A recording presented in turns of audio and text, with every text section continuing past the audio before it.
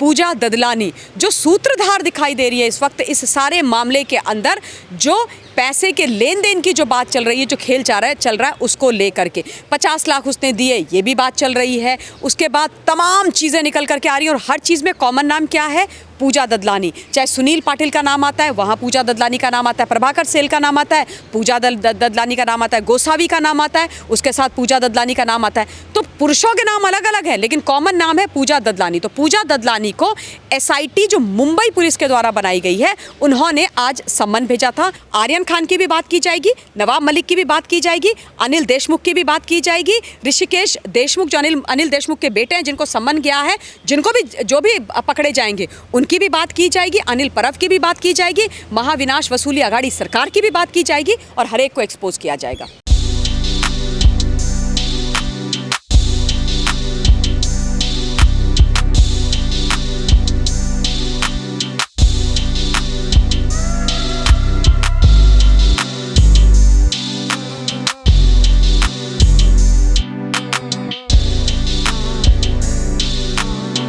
शाहरुख खान की मैनेजर जो हैं पूजा ददलानी, अब उनसे पूछताछ जो SIT उनसे पूछताछ करेगी, तो आपको लग रहा है कि जो ड्रग केस का आंच है वो शाहरुख खान तक पहुंचेगा? जो 18 करोड़ की डील की बात हो रही है जिसमें पूजा ददलानी शामिल हुई थी, इसको कैसे देखती हैं आप?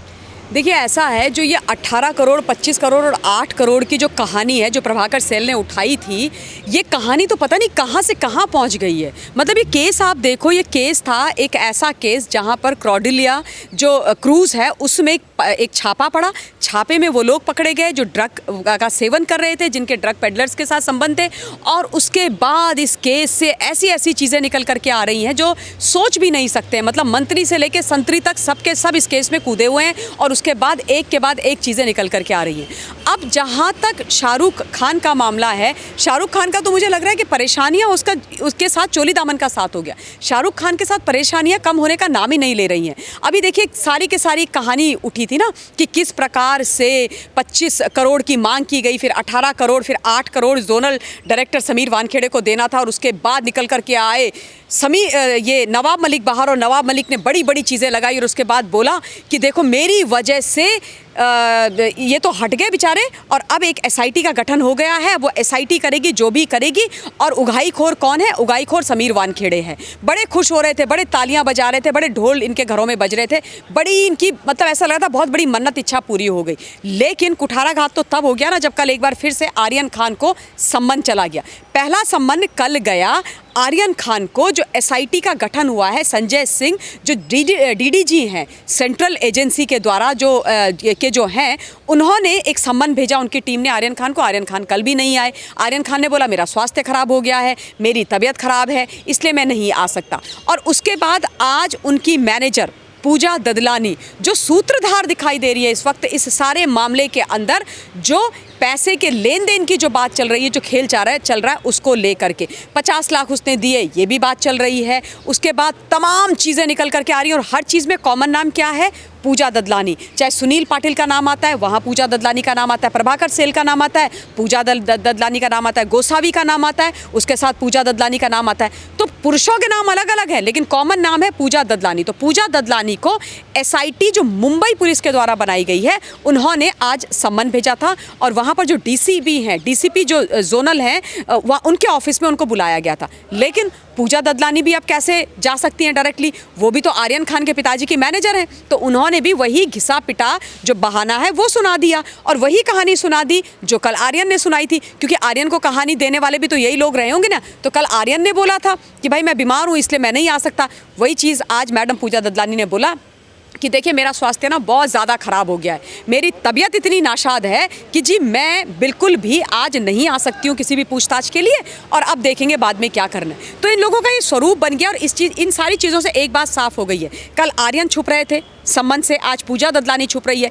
इसका मतलब ये है कि चोर की दाढ़ी में तिनका नहीं है, बल्कि चोर पूरे मतलब दाढ़ी पूरी की पूरी तिनकों से बनी हुई है और सारे के सारे सम्मन से भाग रहे हैं। और बाय द वे एक और चीज़ जो निकल करके आई है सूत्रों के हवाले से, वो ये है कि पूजा ददलानी को बहुत जल्द विजिलेंस जो टीम है, यानी कि जो NCB की SIT का गठन हुआ है, वो भी सम्मन भेजने वाले हैं और वो भी पूछताछ करेंगे। क्योंकि मैडम पूजा ददलानी से बहुत चीज़ें पूछनी है, 50 लाख के बारे में, 25 करोड़ के बारे में, 18 करोड़ के बारे में, और पूजा ददलानी वो मेंबर रही हैं शाहरुख खान के पूरे इस टीम की और परिवार की, जो लगातार हर वक्त साये की तरह चाहे जेल में हो चाहे कोर्ट में हो आर्यन खान के साथ इस मामले में मौजूद रहा करती थी। मैम कोर्डिलिया शिप पे एनसीबी की टीम ने जाके जो है दिल्ली से गई एसआईटी टीम गई है संजय सिंह की, उन्होंने सीन को रिक्रिएट किया है। बात ये भी चल रही है कि प्रभाकर सैल और पूजा ददलानी को आमने सामने बैठ के पूछताछ करे जाएगा जो आरोप लगा रहे थे। तो आपको लगता है कि जो पर्दे के पीछे जो केस प्लांट किया जा रहा था इस पूरे केस को डिरेल करने में, ये पूरा जो मामला था ये खुल के आएगा पब्लिक के सामने? देखिए ऐसे होता है ना, ढोल की पोल तो खुलती ही खुलती है। तुम चाहे कितनी भी तमाशे कर लो, कोशिशें कर लो, झूठ बुन लो, झूठ बोल लो, प्रेस कॉन्फ्रेंस कर लो, मंत्री को ले आओ, पैसे वाले को ले आओ, जिसको ले आओ, लेकिन जितना भी झूठ बोलोगे सच दबेगा नहीं। सच आज नहीं तो कल सामने आएगा। हाँ, मेहनत जरा करनी पड़ेगी। अगर इन लोगों को ये लगा कि हम समीर वानखेड़े जैसे एक जिम्मेदार ईमानदार ऑफिसर के परिवार को और समीर के बारे में गंदी गंदी बातें बोलेंगे, उनके हौसले पस्त हो जाएंगे, वो डर जाएंगे, वो चुप बैठ जाएंगे, ऐसे नहीं होता है। देखिए इज्जतदार व्यक्ति ना एक बार, दो बार, तीन बार ये बोलेगा मैंने नहीं किया, लेकिन उसके बाद उनको अपनी इज्जत की चिंता होती है और उनको ये लगता है कि भाई अब हमें हर तरीके से आकर के सामने लड़ना है और इन लोगों को जो हमारे ऊपर लांछन लगा रहे हैं गलत प्रूव करना है। क्योंकि जो इज्जतदार लोग होते हैं, जो ईमानदार लोग होते हैं, उन्होंने सिर्फ ईमानदारी और इज्जती जीवन में कमाई होती। तो वही अभी एनसीबी के साथ और समीर वानखेड़े के साथ चल रहा है। तो पर्दे के पीछे और क्लोज डोर के अंदर जो एक बहुत बड़ी रणनीति बुनी गई थी और उसके जो सबसे बड़े कर्ता धर्ता हैं, सूत्रधार हैं, वो और कोई नहीं है, वो नवाब मलिक है। नवाब मलिक की वजह से आर्यन खान और शाहरुख खान बहुत बुरी तरीके से डूबने वाले हैं। इनकी लुटिया डूबने वाली है क्योंकि नवाब मलिक अपने दामाद समीर खान को बचाने के लिए और न जाने किस किस को बचाने के लिए ये जो पूरी कहानी कर रहे हैं, इसके साथ साथ जो है पूरा केस वो बिगाड़ने में तुले हुए हैं। अब देखिए जहाँ तक आपने बोला कि आमने सामने बिठाने की बात है, कन्फ्रंट तो किया ही जाएगा।